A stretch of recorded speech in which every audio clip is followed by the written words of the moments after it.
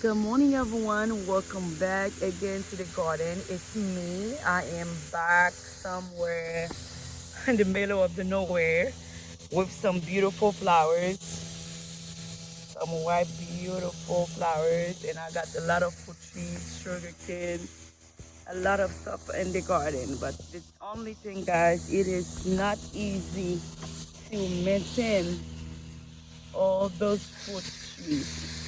It is not easy. And like you guys know, I have my garden in fact. This is not my place, but it is so dry, and that making it difficult for me to keep them alive.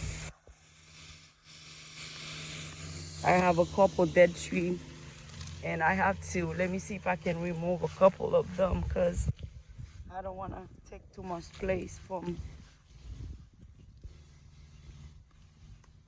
this place.